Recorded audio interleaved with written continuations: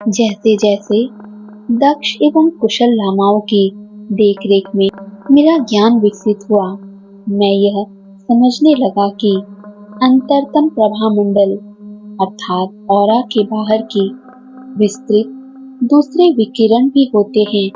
मैं कुछ समय में ही किसी व्यक्ति के स्वास्थ्य की स्थिति उसके प्रभामंडल के रंग और तीव्रता के आधार पर जानने में समर्थ हो गया। मैं यह जानने में भी सक्षम था कि कोई व्यक्ति कब सच बोल रहा है, अन्यथा उसके प्रभामंडल के रंग कांपने और हिलने लगते थे। परंतु केवल मनुष्य शरीर ही मेरे अतीन्द्रिय ज्ञान का विषय नहीं था।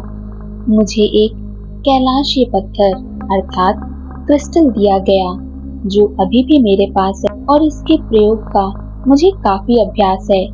कैलाशीय पत्थर क्रिस्टल में कोई जादू नहीं है, ये उपकरण मात्र है, ठीक वैसे ही जैसे कि सूक्ष्मदर्शी अथवा दूरदर्शी सामान्य नियमों का पालन करते हुए अदृश्य वस्तु को दिखा सकता है, वैसे ही टकटकिया कांच अर्थात गेजिंग क्रिस्टल भी दिखा सकता है।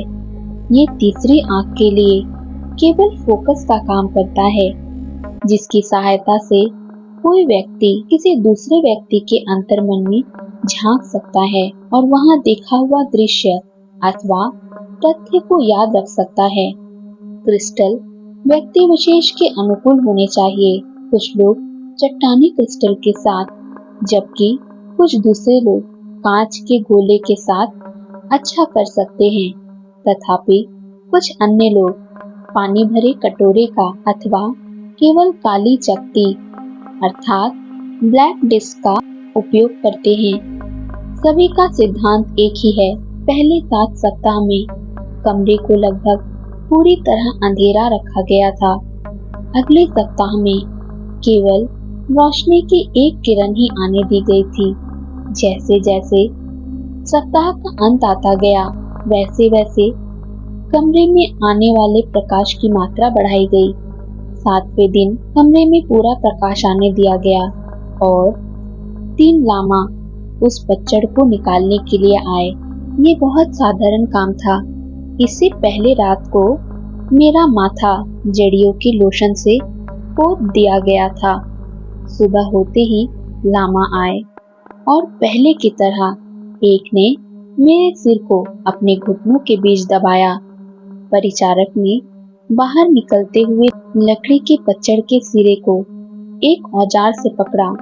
सहसा एक तीव्र झटका लगा और पच्चड़ बाहर थी। लामा मिंग्यार डोंड्युप ने छोटे से खुले हुए छेद जड़ी बूटियों वाली पट्टी रख दी और लकड़ी की पच्चड़ मुझे दिखाई। सिर में रहने पर एबोनी की तरह काली हो गई थी। परिचारक लामा एक छोटी अंगीठी की तरफ मुड़ा और पच्चड़ को विभिन्न प्रकार की कुछ सुगंधियों के साथ उस पर रख दिया। जैसे ही इनका मिला जुला धुआं ऊपर उठा, मेरी दीक्षा का प्रथम चरण समाप्त हुआ। उस रात को मैं चक्कर खाते हुए सिर के साथ सोया। जब मैं अलग ढंग से देखूंगा तो तजु अब कैसा दिखेगा, माँ पिताजी कैसे लगेंगे, परंतु ऐसे प्रश्नों का अभी तक कोई जवाब नहीं है। सुबह होते ही लामा फिर आए और उन्होंने सावधानी पूर्वक मेरी परीक्षा की। उन्होंने कहा कि अब मैं दूसरों के साथ बाहर जा सकता हूँ, लेकिन मुझे बताया कि मेरा आधा समय लामा मिंग्यार डोंड्युप के साथ गुजरेगा, जो मुझे गहन विधियों से पढ़ाएंगे। मेरा शेष आधा समय शैक्षणिक पक्ष पर उतना अधिक नहीं, बल्कि मिले जुले एकीकृत संतुलित नजरिए पर ध्यान देने के लिए कक्षाओं में अध्ययन करने में, मंदिर की सेवा अर्चना में लगेगा। थोड़ा बाद में मुझे सम्मोहन के तरीके से भी पढ़ाया जाएगा।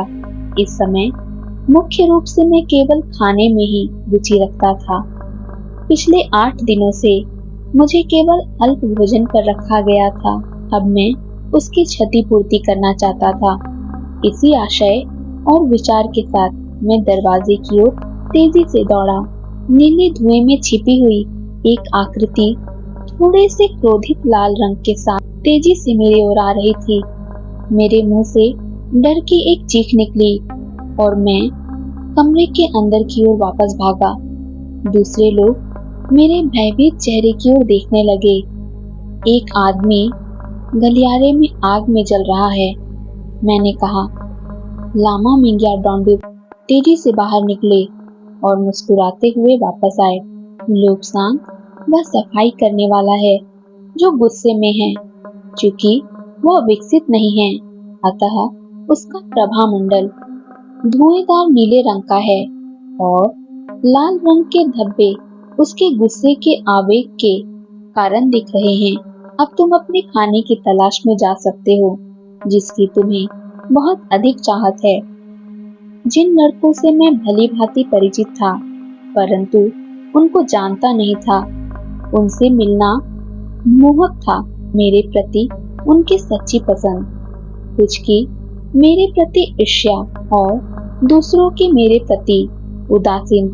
अब मैं उनको देख सकता था और उनके सत्य विचारों को जान सकता था। ये केवल रंगों को देखना और सब कुछ जानना ही नहीं था, मुझे ये सिखाने के लिए प्रशिक्षण दिया गया था कि इन रंगों का क्या अर्थ है। मेरे गुरु और मैं एक छोटे एकांत कक्ष में बैठे, जहां से एक मुख्य द्वार से आने जाने वालों को देख सकते थे। लामा मिंग्या डोंडिप कहते, वह जो आ रहा है लोब्सांग, क्या तुम उसके हृदय के ऊपर कंपन करते हुए रंगों की धारियों को देख सकते हो? रंग की यह आभा और उसके कंपन इंगित करते हैं कि उसे पल्मोनरी डिजीज है, अथवा शायद आते हुए व्यापारी को देखते हुए कहते, इसको देखो, इसकी फिसलती हुई रंगों की पट्टियों और बीच बीच में दिखती चकतियों को देखो।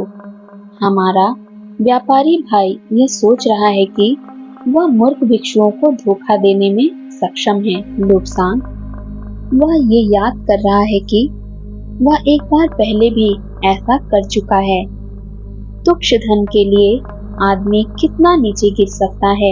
जैसे ही कोई बूढ़ा भिक्षु पास लामा कहते, इनको ध्यान से देखो लोब्सांग, ये सही में पवित्र व्यक्ति है। ऐसा व्यक्ति जो हमारी धर्म ग्रंथों के एक एक अक्षर की सत्यता में विश्वास रखता है। उसके प्रभामंडल के पीले रंग में होते हुए बदरंगपन को देखो। ये इंगित करता है कि वह अभी स्वयं को जानने के लिए आवश्यक पर्याप्त ऊंचाई तक विकसित नहीं हो सका है। इस प्रकार हम दिन पर दिन अध्ययन में आगे बढ़ते गए। विशेष रूप से तीसरी आंख की शक्ति का उपयोग हम बीमार व्यक्तियों के लिए करते, उन लोगों के लिए जो शारीरिक रूप से अथवा आत्मिक स्तर पर बीमार थे। एक शाम को लामा ने कहा, बाद में हम तुम्हें बताएंगे कि इच्छा अनुसार तीसरी आंख को कैसे बंद किया जा सकता है।